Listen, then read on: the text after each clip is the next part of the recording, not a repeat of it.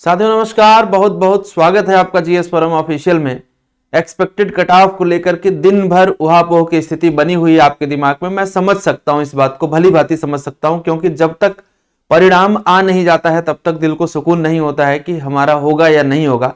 खास करके उस स्थिति में जब हम ऐसे रेंज में होते हैं जहां होने की संभावना बहुत ज्यादा होती है, या तो संभावना बिल्कुल ही ना हो और या तो संभावना एकदम क्रिस्टल क्लियर हो। तो दोनों ही स्थितियों में हम कट ऑफ के बारे में नहीं जानना चाहते हैं।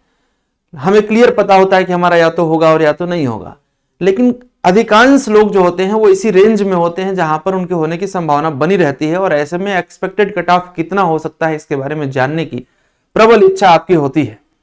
और यही कारण है कि ये वीडियो आपके लिए बनाना पड़ रहा है। लगातार फोन मैसेज आ रहे थे कि सर आपके अकॉर्डिंग जो है वो कट ऑफ कितनी हो सकती है, एक्सपेक्टेशन क्या है। तो ये हम कैसे आपको बता पाएंगे, जो आप में से बहुत सारे लोग हमें मैसेज भेजते हैं कि सर इतना हमारा हुआ है, इतना हमारा हुआ है, इतना हमने सही किया है। उसके बेसिस पर एक एवरेज सर्वे निकल करके आता है। पिछले बार जिन लोगों ने मेंस दिया था, उसके पहले भी जिन लोगों ने, जो लोग लगातार मेंस दे रहे हैं उन्होंने भी कितना स्कोर किया है, जो लोग बहुत अच्छी तैयारी करके परीक्षा देने गए थे उनका कितना है। इन सब के आधार पर मैं आपको जो डेटा बताऊंगा, आप कह सकते हैं कि वो एक सटीक विश्लेषण के आधार पर डेटा है। सबसे पहली बात तो यह है कि आप अपना सीसेट जरूर मिला लीजिएगा। यदि सीसेट आपका अच्छे से क्वालिफाई है तभी आपके लिए वीडियो काम करेगी, नहीं तो फिर सीसेट ही यदि क्वालिफाई नहीं है तो कहीं ना कहीं एक बड़ी लापरवाही का परिणाम होगा कि सीसेट फंस रहा है। और ये लापरवाही आगे ना हो इसके लिए आज ही से अलर्ट हो जाइए। इसका एक बड़ा सिंपल सा तरीका मैं आपको बता देता हूं कि आप कुछ ना करिए, सिर्फ और सिर्फ प्रत्येक संडे के दिन या सप्ताह में कोई एक दिन जो छुट्टी टाइप का हो उसे निकाल करके आप सीसेट का एक पेपर पूरा सॉल्व किया करिए। और उसमें जो क्वेश्चन आए हैं, उसमें जो फार्मूले यूज हुए हैं, जो लॉजिक यूज हुआ है, वो सब अपना नोट डाउन किया करिए। उन्हीं फार्मूलों पर आप देखेंगे, उसी टाइप के क्वेश्चन आप देखेंगे। यहां तक कि इंटरपर्सनल स्किल और हिंदी में सेम क्वेश्चन रिपीट होते हुए आपको नजर आते हैं अगले साल पीसीएस के पेपर के सीसेट में। तो बड़ा कॉमन सेंस है। अब आते हैं बात जीएस पर करते हैं। जीएस में 150 प्रश्न जो आपके सामने रहे हैं, इस 150 प्रश्नों में यदि आपने, मैं आपसे क्वेश्चन की बात करूंगा, नंबर ऑफ क्वेश्चन की, यदि आपने 78 क्वेश्चंस सही किए हैं, 78 क्वेश्चन या उससे अधिक सही किए हैं, तो ये मान के चलिए कि लगभग लगभग श्योर है कि आपको मेंस लिखने का मौका मिलेगा। इसमें कोई डाउट नहीं है।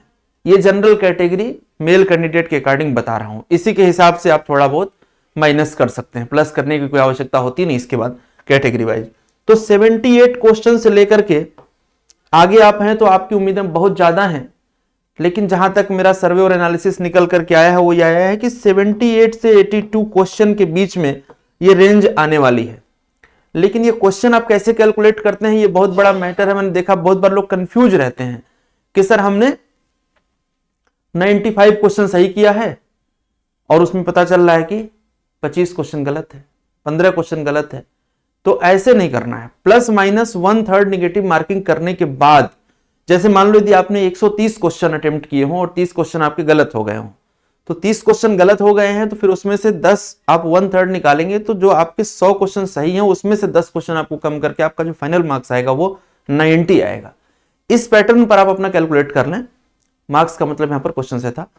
अब हम मार्क्स की बात करें तो आप जानते हैं कि 1.33 का एक क्वेश्चन होता है। तो ये जो नंबर निकल करके आएगा वो अराउंड 104 से 109 के बीच में आ रहा है। 104 से 109 नंबर के बीच में आ रहा है। ये हमारी तरफ से एक्सपेक्टेड कट ऑफ है जो हमने अपनी रिसर्च में फाइंड आउट किया है। और पिछले कई वर्षों का रिकॉर्ड है कि जो हमने एक्सपेक्टेड कट ऑफ बताई है लगभग उसी के आसपास आपको ऑफिशियल कट ऑफ देखने को मिली है। पॉइंट की बात हम छोड़ दें, 1-2 नंबर पॉइंट 1, 2, 3 की बात छोड़ दें, लगभग वहां पर ये आपको देखने को मिलता है।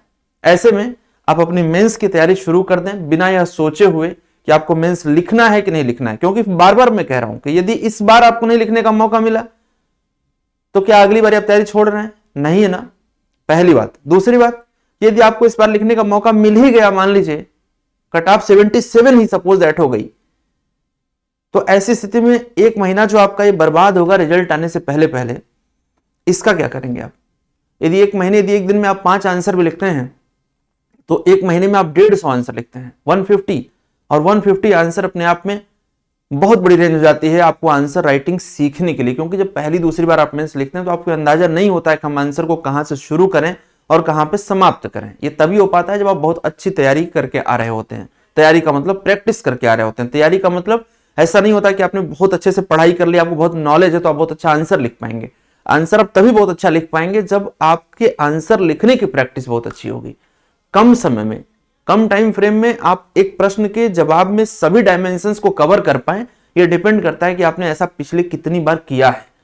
और एग्जामिनेशन हॉल में बैठ के किया ऐसा जरूरी नहीं है, आपने अपने कमरे में, अपने घर में बैठ के, लाइब्रेरी में बैठ के आपने कितनी बार आंसर लिखा है, इस पर मैटर करेगा कि आप एग्जामिनेशन हॉल में कितना अच्छा परफॉर्म कर पाएंगे। तो हमारी अग्रिम शुभकामनाएं आप लोगों को है कि आप सफल हो, निरंतर सफल हो, एक के बाद एक अच्छे पदों पर आप जाएं।